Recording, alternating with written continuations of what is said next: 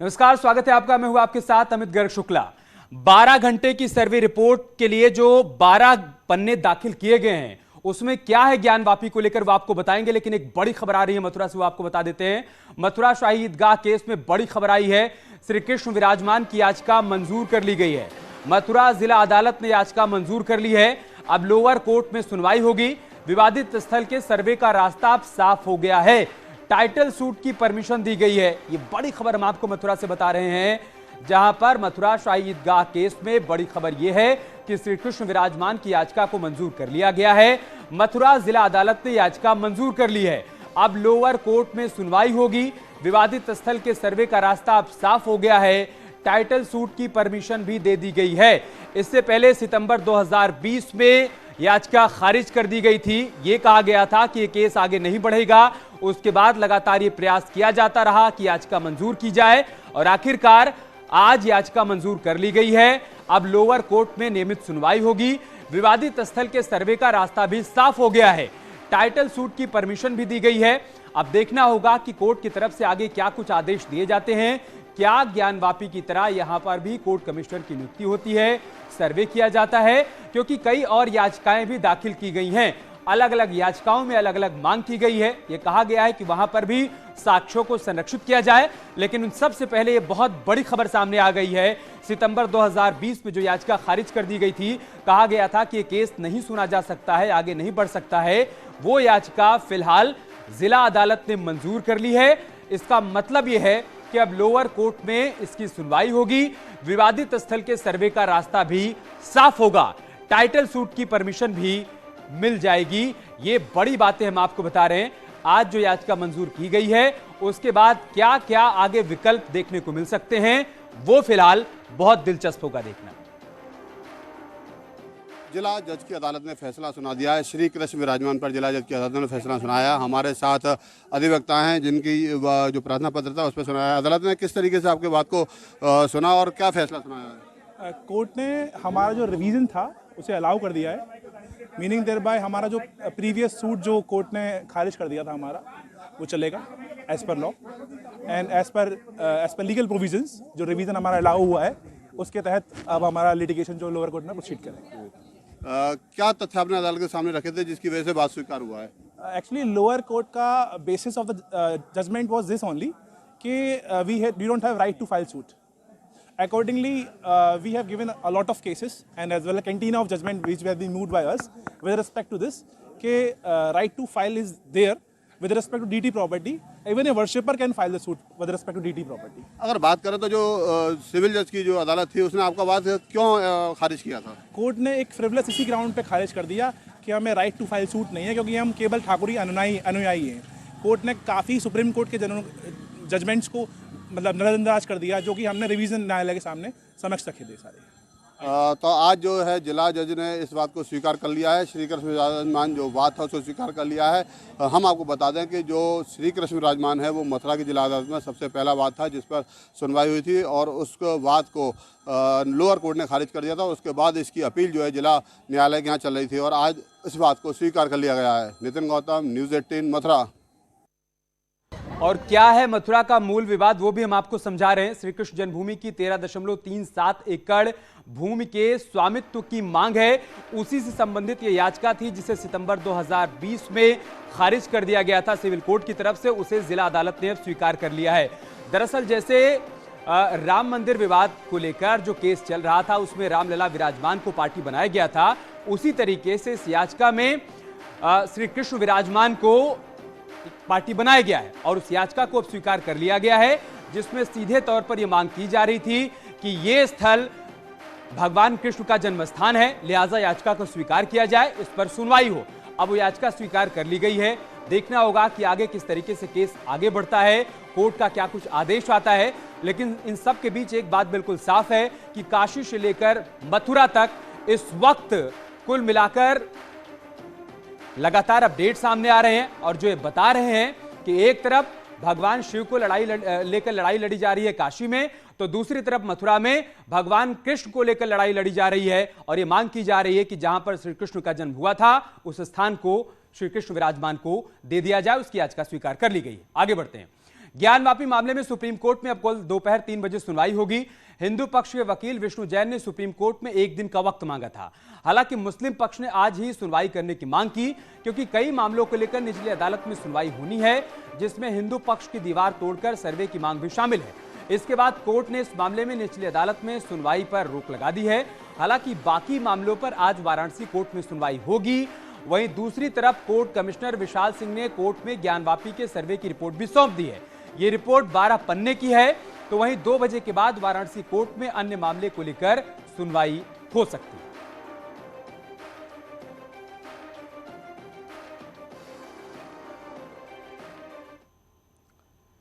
तो ज्ञानवापी मामले में सुनवाई अब कल 3 बजे होगी। सुप्रीम कोर्ट में हिंदू पक्ष ने अपना 1 दिन का जो वक्त मांगा था, मोहलत मांगी थी, उसके बाद सुप्रीम कोर्ट ने सुनवाई कल दोपहर 3 बजे तक के लिए टाल दी। हालांकि मुस्लिम पक्ष का कहना था कि निचली अदालत में भी सुनवाई है, जिसमें दीवार तोड़कर सर्वे को लेकर भी सुनवाई होनी है। ऐसे में भी कोई फैसला किया जा सकता है। इस पर सुप्रीम कोर्ट ने निचली अदालत में दीवार तोड़ने वाले मामले पर सुनवाई पर रोक लगाई।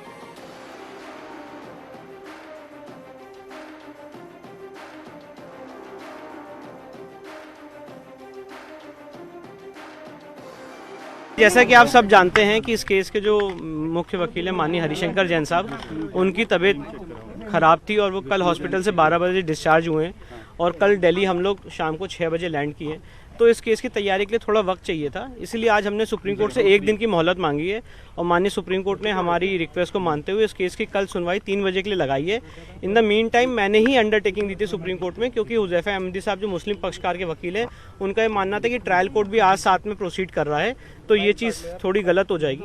तो उस पर ही मैंने अंडरटेकिंग दी थी कि ट्रायल कोर्ट कल तक नहीं प्रोसीड करेगा। हमारे जो ट्रायल कोर्ट में वकील हैं वो अपनी एप्लीकेशंस को कल तक के लिए नहीं प्रेस करेंगे और कल जब सुप्रीम कोर्ट का फाइनल सुनवाई हो जाएगी और फैसला आ जाएगा, उसके बाद हम ट्रायल कोर्ट में आगे बढ़ेंगे। सर्वे की रिपोर्ट रखी गई है, उस पर तो प्रोसेस चलता रहेगा। नहीं, देखिए, सर्वे की रिपोर्ट तो कोर्ट के रिकॉर्ड पे फाइल हो गई है। फाइल हो गई। अभी जो मुस्लिम पक्षकारों की यहाँ पे दलील है, जब उसको डिसाइड कर लेंगे उसके बाद ट्रायल कोर्ट आगे प्रोसीड करेगा। क्योंकि सर्वे की रिपोर्ट रखी गई है, देखिए, मैं तो अभी सुप्रीम कोर्ट में था। अब सर्वे की जो रिपोर्ट आई है विशाल सिंह साहब की, उसका अध्ययन करेंगे और उसके बाद उसको डिसाइड करेंगे कि वो कोर्ट के सामने आने आपत्ति दर्ज कराने के लिए रुकना होगा उन्हें कल 3 बजे तक। कल देखिए, ऐसा नहीं हो सकता है कि सुप्रीम कोर्ट और ट्रायल कोर्ट साथ में प्रोसीड करें, साथ में प्रोसीड करें। इसीलिए इन ऑल फेयरनेस मैंने सुप्रीम कोर्ट सामने अंडरटेकिंग दी थी कि ट्रायल कोर्ट में जो हमारे वकील हैं वो कल तक के लिए इस मामले की सुनवाई में प्रोसीड नहीं करेंगे, प्रेस नहीं करेंगे, और कल जब सुप्रीम कोर्ट की सुनवाई हो जाएगी और फैसला आ जाएगा उसके बाद ट्रायल कोर्ट आगे प्रोसीड करेगा। जो भी पक्ष बार-बार दबाव बना रहा था कि आज ही पूरा काम करे, आज ही सुनवाई करे। देखिए, मुस्लिम पक्षकारों ने बहुत सपोर्ट किया। मैंने उनको बताया था कि हरिशंकर जैन साहब की तबीयत खराब है और वो कल तक रिकवर हो जाएंगे। तो हुज़ैफा अहमदी साहब ने भी उस रिक्वेस्ट को एक्सेप्ट किया। मैं टू बी ऑल फेयर, उन्होंने कहा कि नहीं, इसके लिए अगर कोई बार का मेंबर कोई स्टेटमेंट देता है तो we should not oppose it. उनका ये कहना था कि उनका सिर्फ इतना कंसर्न था कि ट्रायल कोर्ट में भी आज ये केस लगा हुआ है और साइमल्टेनियसली 2 प्रोसीडिंग्स नहीं चल सकती हैं, इसलिए तभी मैंने अंडरटेकिंग दी कि ट्रायल कोर्ट इसमें कल तक के लिए हम उसको प्रेस नहीं करेंगे और सुप्रीम कोर्ट की सुनवाई के बाद ट्रायल कोर्ट आगे बढ़ेगा। कल जब सुप्रीम कोर्ट के सामने हम अपना पक्ष रख देंगे, सारी बातें रख देंगे, जब सुप्रीम कोर्ट उसमें अपना फाइनल जजमेंट सुना देगा, उसके बाद ट्रायल कोर्ट जैसे सुप्रीम कोर्ट दिशा निर्देश देगा उसके बाद ट्रायल कोर्ट आगे प्रोसीड करेगा। और ज्ञानवापी सर्वे की रिपोर्ट सौंप दी गई है। कोर्ट कमिश्नर ने रिपोर्ट सौंप दी है, विशाल सिंह ने रिपोर्ट सौंप दी है। 10 से 15 पन्नों की रिपोर्ट है जिसे कोर्ट के भीतर सौंपा गया है। जो सर्वे किया गया था उन तमाम बातों का जिक्र है इस रिपोर्ट में और रिपोर्ट फाइनली सबमिट कर दी गई है। क्या कितने पेज की है? वीडियो भी है, वीडियो चिप है, गाड़ी का जो चिप है वो हमने फाइल कर दिया 3 बॉक्स में। अंदर सील है, सील है, उस पर सील कवर लगा हुआ है और माननीय न्यायालय के लिए दाखिल हो गया और रिजर्व है। कब तक आने का है उम्मीद? इस पे कोर्ट क्या प्रोसेस रहेगा? चल रही है, जो माननीय न्यायालय आदेश करेगा उसको दिखाएगा। और अभी आपको बताते हैं कि आज कोर्ट कमिश्नर ने जो रिपोर्ट सौंपी है उस रिपोर्ट में क्या क्या बड़ी बातें हैं, कितने पन्ने की रिपोर्ट है और सर्वे को लेकर क्या क्या जिक्र किया गया है उस रिपोर्ट में, सब कुछ हम आपको सिलसिलेवार तरीके से बताते हैं। वजू खाने और तहखानों में भी एंट्री का जिक्र है इस रिपोर्ट में। इसके अलावा जो दूसरी बड़ी बात कही गई है वो ये कि वजू खाने में शिवलिंग मिलने का दावा भी किया गया है। बहुत बड़ी बात, जो दावा हिंदू पक्ष की तरफ से किया जा रहा था, रिपोर्ट में भी उस बात का जिक्र है। मस्जिद के भीतर सनातन धर्म के सबूत मिले हैं, इस बात का जिक्र भी कोर्ट कमिश्नर की रिपोर्ट में किया गया है। एक और बड़ी बात यह है कि कमल, डमरू, त्रिशूल के निशान भी मिले हैं वहां पर, यह दावा भी किया गया है कोर्ट कमिश्नर की रिपोर्ट में। ये बड़ी बातें हैं, हम आपको बता रहे हैं, जो कि सर्वे रिपोर्ट में कही गई हैं।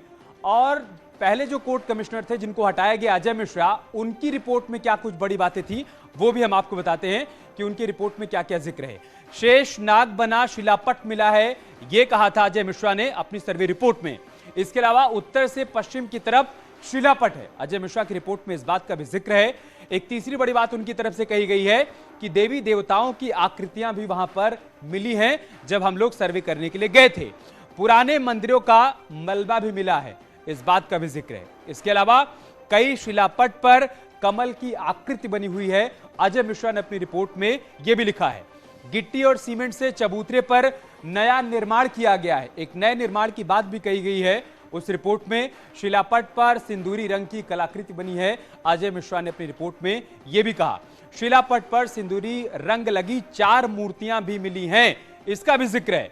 चौथी मूर्ति पर सिंदूर का मोटा लेप है, उस पर एक मोटा लेप लगा हुआ है जो चौथी मूर्ति मिली है, यह कहा अजय मिश्रा ने। शिलापट भवन के खंडित अंश लगते हैं, जो शिलापट है वो दरअसल भवन के खंडित अंश हैं, यह कहा अजय मिश्रा ने। पश्चिम दीवार के पास मलबे का ढेर लगा हुआ है, जो उन्होंने देखा उस बात का जिक्र किया है अपने सर्वे रिपोर्ट में। शिलापट मलबे का ही हिस्सा है, उन्होंने कहा कि जो शिलापट वहां पर मिला है वो मलबे का ही हिस्सा है, इस बात का जिक्र किया है अजय मिश्रा ने। हिंदू पक्ष ने कहा कि शिलापट श्रृंगार गौरी की चौखट का अवशेष है, यह दावा किया गया हिंदू पक्ष की तरफ से। और all India Muslim personal law board के सदस्य कमाल फारूकी ने ज्ञानवापी के वजूखाने में शिवलिंग मिलने पर सवाल खड़े कर दिए। उन्होंने कहा कि मूर्तियां और शिवलिंग कहीं भी निकल सकते हैं, जमीन के नीचे कहीं भी मूर्तियां निकल सकती हैं, तो क्या सभी को तोड़ दिया जाएगा? उन्होंने पूछा कि आखिर हम देश को कहां ले जाना चाहते हैं। किसी एक मस्जिद की बात थोड़ी हो रही है, किसी मस्जिद पे जाके भगवा झंडा लगा देते हैं। किसी भी जगह मस्जिद जो होती है, कहीं भी गए, ढोल दबाले पीटे और वहाँ जाके झंडा लगा लिया, ऐसी खबरें तो बहुत आम हो रही हैं। तो इसका मतलब तो यह है, जहाँ तक जो आर्कियोलॉजिकल डिपार्टमेंट वाली जो चीज़ें हैं, चाहे कुतुब मीनार हैं, कुछ भी है, आर्कियोलॉजिकल डिपार्टमेंट से पूछिए कि भाई इतने साल से आर्कियोलॉजिकल डिपार्टमेंट है, क्या उसने ऐसी कोई रिपोर्ट दी थी? आर्कियोलॉजिकल डिपार्टमेंट ने क्या वहाँ ये रिपोर्ट दी कि वहाँ जो फुवारा है उसके ऊपर कोई शिवलिंग या कोई ऐसी चीज़ थी? और बाकायदा तो कोर्ट के ऑर्डर में आ चुकी है बात कि मतलब किसी ने वहाँ जाकर एक अफवाह की और हमारे कोर्ट। और एक बड़ी खबर आ रही है वाराणसी से। वाराणसी कोर्ट में आज सुनवाई नहीं होगी, हिंदू पक्ष की नई याचिका पर सुनवाई नहीं होगी, ये बड़ी जानकारी हम आपको बता रहे हैं। बड़ा अपडेट वाराणसी से, वाराणसी कोर्ट में आज सुनवाई नहीं होगी, हिंदू पक्ष की नई याचिका पर सुनवाई नहीं होगी। पहले कहा जा रहा था कि दीवार तोड़ने वाली जो याचिका है उसको छोड़कर बाकी याचिका पर सुनवाई होगी, लेकिन अब ये बड़ी जानकारी सामने आ रही है कि वाराणसी कोर्ट में आज सुनवाई नहीं होगी, हिंदू पक्ष की नई याचिका पर फिलहाल सुनवाई नहीं होगी। इससे पहले सुप्रीम कोर्ट की तरफ से कहा गया था कि फिलहाल कल 3 बजे जबकि सुप्रीम कोर्ट में सुनवाई होगी, उससे पहले वाराणसी कोर्ट में दीवार तोड़ने वाली जो याचिका दाखिल की गई है उस पर सुनवाई नहीं होगी, जिसके बाद यह खबर सामने आई कि बाकी याचिकाओं पर सुनवाई हो सकती है 2 बजे के बाद। लेकिन फिलहाल अब यह जानकारी सामने आ रही है कि वाराणसी कोर्ट में आज सुनवाई नहीं होगी, हिंदू पक्ष की तरफ से जो नई याचिका दाखिल की गई है उस पर सुनवाई नहीं होगी।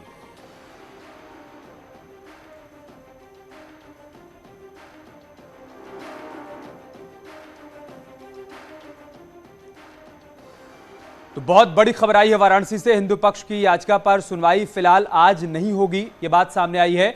वाराणसी से हमारे सहयोगी अनुपम इस वक्त हमारे साथ जुड़ चुके हैं। अनुपम, आपके पास क्या जानकारी इस बड़ी खबर से संबंधित?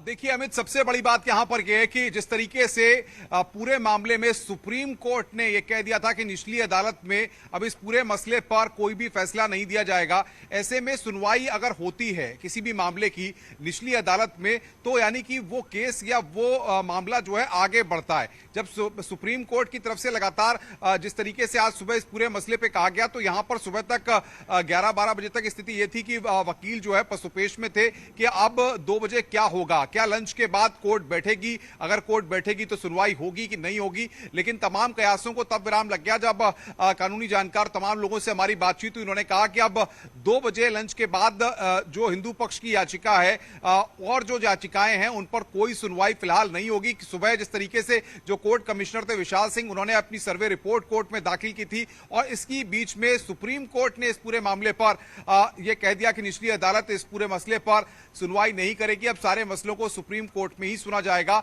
तब से लगातार इस बात की प्रबल संभावना थी कि अब पूरे मसले सुप्रीम कोर्ट में ही सुने जाएंगे और सुप्रीम कोर्ट में ही अब ये पूरा मामला सुप्रीम कोर्ट की ही निगरानी में आगे चलेगा।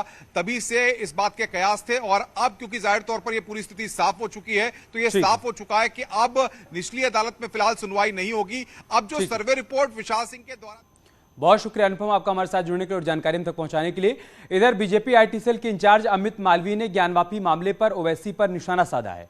ट्वीट में उन्होंने लिखा है कि ओवैसी ज्ञानवापी मुद्दे को सांप्रदायिक बना रहे हैं। 2020 में हैदराबाद में 2 मस्जिद तोड़कर सचिवालय बनाए गए, लेकिन उस वक्त ओवैसी जो हैदराबाद के सांसद थे एक शब्द नहीं बोले। वहां कयामत तक मस्जिद नहीं रहनी चाहिए थी और अब इस पूरे मामले को लेकर उनकी तरफ से सांप्रदायिक माहौल खराब करने की कोशिश की जा रही है। अमित मालवीय की तरफ से निशाना साधा गया है ओवैसी पर। और हमारे सहयोगी राजीव इस वक्त हमारे साथ लाइव जुड़ चुके हैं। राजीव, आपके पास क्या अपडेट, क्या जानकारी? देखिए, जो ज्ञानव्यापी मामले पर सुप्रीम कोर्ट ने आज फैसला सुनाया है उसकी कॉपी वेबसाइट पर अपलोड हो गई है, जिसके बाद ये साफ हो गया है कि अब स्थानीय अदालत कल दोपहर 3 बजे तक ज्ञानव्यापी मामले पर कोई भी सुनवाई नहीं करेगी, कोई भी कार्रवाई नहीं करेगी। ज़्यादा जानकारी के लिए हम बात करेंगे, हमारे साथ मौजूद वरिष्ठ एडवोकेट। सर, क्या फैसला हुआ है, आपने फैसला देखा है? देखिए, ऑनरेबल सुप्रीम कोर्ट ने एकदम स्पष्ट कर दिया है कि जो निचली अदालतों में कार्रवाई चल रही है वो कल 3 बजे तक उसमें किसी भी प्रकार की प्रोसीडिंग्स को रोक दिया है।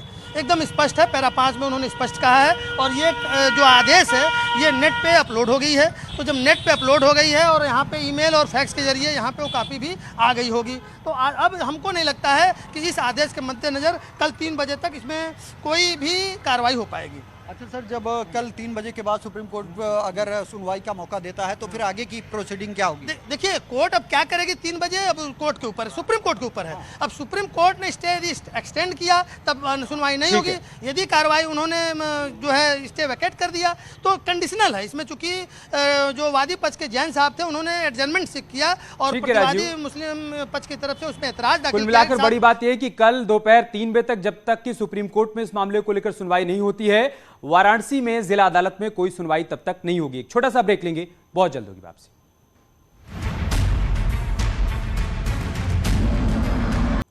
और एक बड़ी खबर लखनऊ से, जहां पर सीएम योगी ने विधानसभा गैलरी का उद्घाटन किया है। इस दौरान विधानसभा अध्यक्ष सतीश महाना, डिप्टी सीएम केशव प्रसाद मौर्य, सुरेश खन्ना समेत कई नेता मौजूद रहे। वहीं बजट सत्र के लिए विधानसभा तकनीकी तौर पर तैयार हो चुकी है। सीएम योगी ने पूरी जानकारी ली। पहली बार यूपी विधानसभा में ई विधान सिस्टम को लागू किया जा रहा है। विधायकों की सीटों पर टैबलेट लगाया गया है। अब सारी कार्रवाई उसी टैबलेट के जरिए होगी। ये तस्वीरें आप देख रहे हैं। सीएम योगी यहां पर विधानसभा गैलरी का उद्घाटन करने के लिए पहुंचे थे। इस दौरान उनके साथ विधानसभा अध्यक्ष सतीश महाना भी मौजूद थे। यूपी विधानसभा में इस बार पहली बार ई विधान सिस्टम लागू किया जा रहा है। हम आपको दिखाएंगे ई विधानसभा सिस्टम क्या रहेगा और ये नज़ारा है विधानसभा का। इस बार उत्तर प्रदेश की विधानसभा बिल्कुल बदली सी नज़र आ रही है। टैब लगे हुए हैं, आप देख सकते हैं। पूरी जो कार्रवाई है वो विधायकों के जो सीट पर टैबलेट लगे हुए हैं इन्हीं पर की जाएगी, यानी कि ऑनलाइन कार्रवाई होगी उत्तर प्रदेश विधानसभा की। और 23 अगस्त से शुरू होने वाले बजट सत्र के लिए विधानसभा पूरी तरह से तकनीकी रूप से अब तैयार हो गई है। उत्तर प्रदेश में ये पहला मौका है जब ई विधान सिस्टम विधानसभा में लागू किया जा रहा है। और 20 मई को प्रबोधन का कार्यक्रम भी रखा गया है और इसके अलावा प्रशिक्षण का कार्यक्रम भी विधायकों का किया जाएगा। ओम बिरला भी मौजूद रहेंगे, लोकसभा अध्यक्ष। इसके अलावा तमाम जो बड़े चेहरे हैं विधानसभा के वो मौजूद रहेंगे और जो 200 से ज़्यादा नए विधायक हैं उनको भी प्रशिक्षण दिया जाएगा। 22 मई को सर्वदलीय बैठक होगी, 20 मई को ही विधानसभा के तमाम कार्यक्रम शुरू हो जाएंगे। लेकिन एक बात साफ है कि उत्तर प्रदेश की ये विधानसभा अब बदली सी नज़र आ रही है और जब योगी सरकार 2 का पहला बजट सत्र होगा तब विधानसभा का नज़ारा कुछ इस तरह का होगा। ये टैब लगे हुए हैं, आप देख सकते हैं, जो विधायकों के लिए है। इस पर पूरी कार्रवाई इस टैब पर ही होगी, ऑनलाइन कार्रवाई होगी और इसके लिए बाकायदा प्रशिक्षण दिया जाएगा। और ये पहला मौका होगा उत्तर प्रदेश की विधानसभा के लिए कि ई विधान सिस्टम इस बार लागू किया जा रहा है। कैमरामैन गोपी के साथ संकेत मिश्रा, न्यूज़ 18 लखनऊ। यार रुक रहे हैं छोटे से ब्रेक के लिए, जल्द लौटेंगे कुछ और खबरों के साथ।